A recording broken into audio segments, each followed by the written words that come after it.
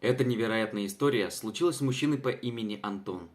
Он возвращался на автомобиле из деревни в город, как вдруг заметил на обочине перевернутую машину. Он сразу же бросился на помощь, не задумываясь ни секунды о возможных опасностях. Когда Антон приблизился к аварийному месту, его сердце сжалось от ужаса. Вы не останетесь равнодушными. Приятного просмотра. Рядом с полностью разбитым автомобилем на земле лежал крошечный ребенок. По виду ему было всего несколько месяцев. Он плакал, испытывая голод и страх, а его одежда была окровавлена. Самое удивительное было то, что рядом с ребенком лежал волк, согревая младенца своим теплом и телом. Он охранял его от холода и опасностей. Антону показалось, что взгляд этого волка был полон заботы и сострадания. Очарованный и одновременно ошеломленный этим зрелищем, Антон немедленно вызвал помощь. Прибывшие спасатели забрали малыша в больницу, где ему была оказана необходимая медицинская помощь. Но, к сожалению, родителей малыша спасти не удалось. Они погибли в аварии. Ребенок, которого нашел Антон, звали Максим. Он поправлялся с каждым днем, его раны заживали, а его забытая улыбка возвращалась на его маленькие губы. Спустя несколько недель Максиму было разрешено покинуть больницу. Однако вопрос о его будущем вскоре стал актуальным. Без родителей кому-то нужно было взяться за воспитание этого маленького ребенка.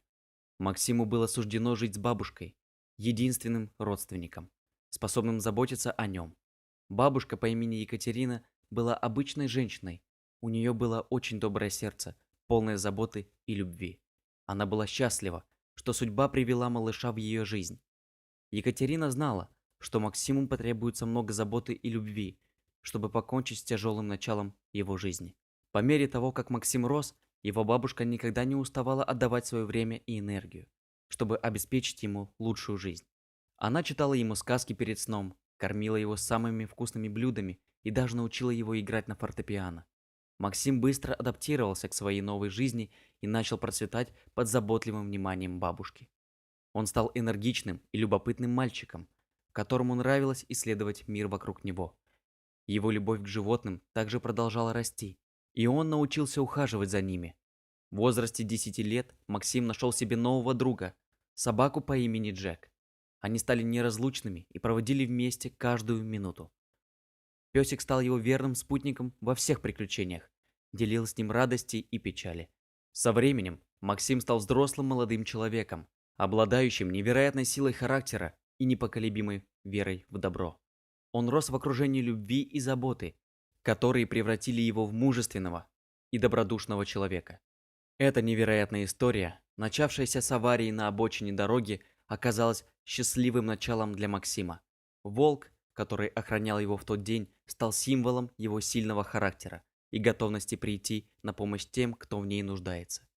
Максим не забывал свою непростую судьбу и всегда старался помочь другим, когда у них возникали трудности.